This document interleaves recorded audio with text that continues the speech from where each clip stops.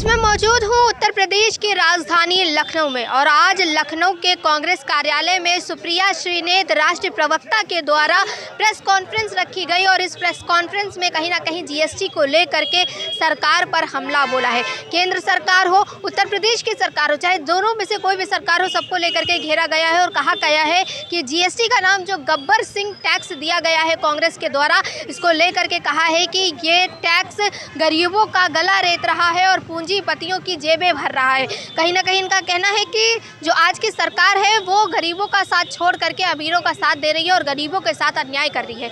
तो ये जो टैक्स है इसको लेकर के जो चर्चा की गई है कांग्रेस कार्यालय में वो कितनी सही है, जो सुप्रिया श्रीनेत ने बीजेपी के ऊपर जो आरोप लगाए हैं वो आरोप कितने सही हैं और क्या सबूत है इन आरोपों के, ये सब हम जानेंगे उत्तर प्रदेश की जनता से और जानेंगे कि क्या आखिर उनको लगता है कि उत्तर प्रदेश में या सरकार में, केंद्र सरकार में जो टैक्स लगाए जा रहे हैं ये टैक्स कितने सही है और जीएसटी कितना फ़ायदेमंद है और कितने नुकसानदायक है, ये भी हम जानेंगे उत्तर प्रदेश की जनता से। जैसे कि आज देखा गया है कि कांग्रेस कमेटी ने एक प्रेस वार्ता रखी जिसमें सुप्रिया श्रीनेत ने जीएसटी को लेकर के बीजेपी पर हमला बोला है और कहीं ना कहीं आरोप भी लगाया है कि 2 लाख करोड़ का घोटाला जीएसटी का हुआ है और गरीबों का गला रेता जा रहा है जीएसटी के द्वारा और जो अरबपति हैं, जो धन्ना सेठ हैं, उनकी जेबें भरी जा रही है। तो सरकार धन्ना सेठों के लिए काम कर रही है, गरीबों के लिए नहीं, ऐसा कहना है सुप्रिया श्रीनेत का। अब आप बताइए कि ये आरोप कितने सही हैं, क्या सच में ऐसा कुछ हो रहा है?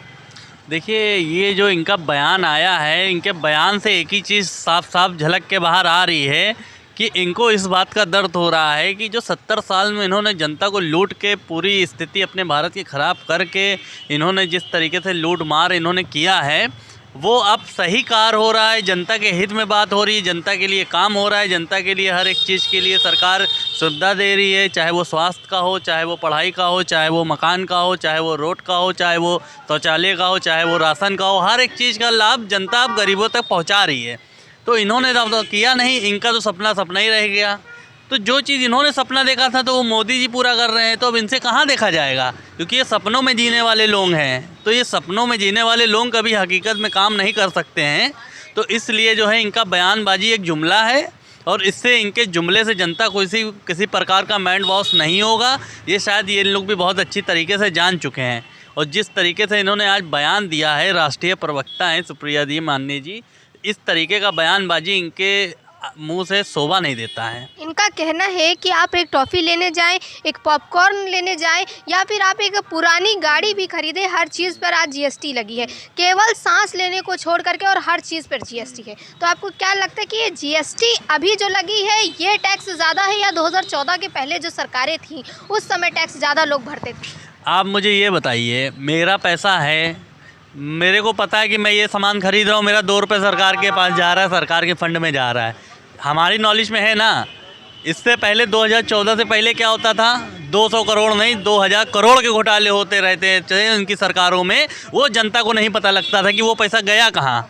आप मुझे ये बताइए, माननीय प्रियंका गांधी जी के हस्बैंड क्या थे शादी से पहले, आज इनकी संपत्ति कितनी है, कहाँ से पैसा आया, कहाँ से ऐसा कौन सा काम कर लिया जो इतने बड़े राजा बन गए। तो आपको लगता है कि जो कांग्रेस के पास जो आज पैसा है जो दिख रहा है वो सब गरीबों का, वो सब जनता का है, सबको जनता को इस तरीके से लूटा गया है। इसलिए जो है गरीब व्यक्ति इनके बताइए, मैं यही तो मैं पूछ रहा हूँ माननीय सुप्रिया जी से, मैं ये पूछना चाह रहा हूँ, मेरा इनके ही सवाल है क्योंकि इन्होंने इस तरीके का बात उठाई है, मेरा भी हक बनता है, मैं भी इनसे क्वेश्चन कर रहा हूँ कि ये बताएं सबसे पहले कि माननीय प्रियंका गांधी जी के हस्बैंड शादी से पहले कितने प्रॉपर्टी थी इनके पास, कितनी संपत्तियाँ थी, कितना इनके पास पेमेंट था।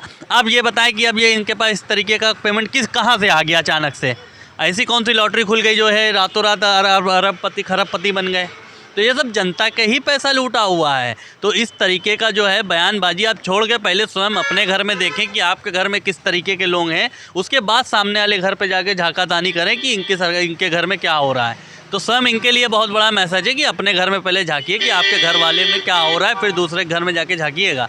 तो ये अपना वो पूरी तरीके से चरित्र सही नहीं कर पा रहे हैं और जो है विपक्ष के ऊपर आरोप लगा रहे हैं। इनको शर्म आनी चाहिए इस तरीके की बात करते हुए। ये प्रवक्ता नहीं है, प्रवक्ता के नाम पे अब क्या बोलें कि क्या है क्या नहीं है, लेकिन ये बहुत ही गलत है। इस तरीके का बयानबाजी नहीं करना चाहिए था। सर, जिस तरह से देखा गया है कि आज सुप्रिया श्रीनेत ने प्रेस वार्ता की लखनऊ में और साथ ही बीजेपी पर हमला बोला है जीएसटी को लेकर के कि जीएसटी अभी बहुत ज़्यादा भरी जा रही है, जीएसटी की दरें बहुत ज़्यादा है और जो पहले की सरकार थी उसमें जीएसटी तो थी ही नहीं, 2014 के बाद से आई है। तो आपको क्या लगता है कि ये जो सरकार है इसमें टैक्स लोग ज़्यादा भर रहे हैं या 2014 के पहले टैक्स ज़्यादा भरा जाता था? देखिए, 2014 के पहले तो टैक्स ज़्यादा कोई दे ही नहीं रहा था।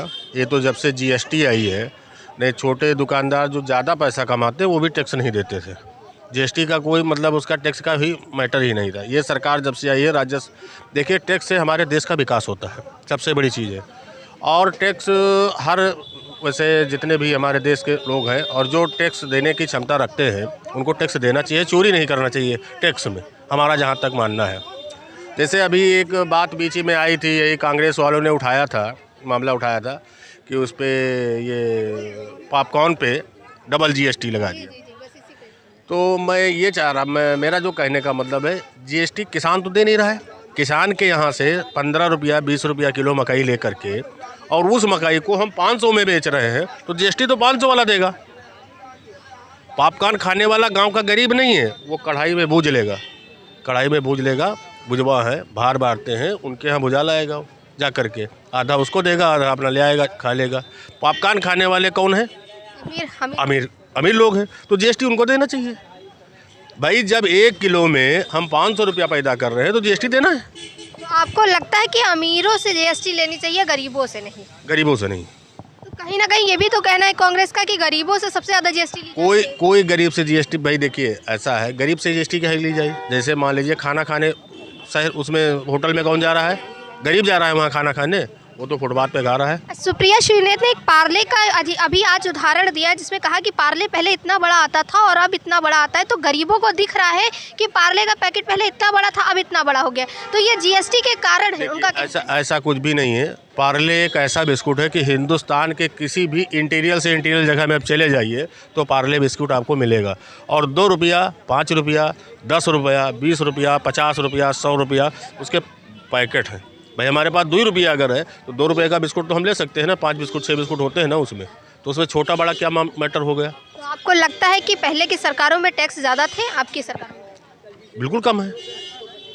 गरीबों के लिए नहीं, जो है मेन चीज़, सबसे जो गरीब तबका है और जो आज जो हमारे जो गरीब हैं उनको उठाने के लिए जो सरकार जो काम कर रही है वो सबसे अच्छा काम हो रहा है। और जब टैक्स आएगा देश का विकास तभी होगा, जब टैक्स नहीं आएगा तो विकास कैसे होगा? और टैक्स सबसे बड़ी चीज़ है कि टैक्स देना चाहिए हर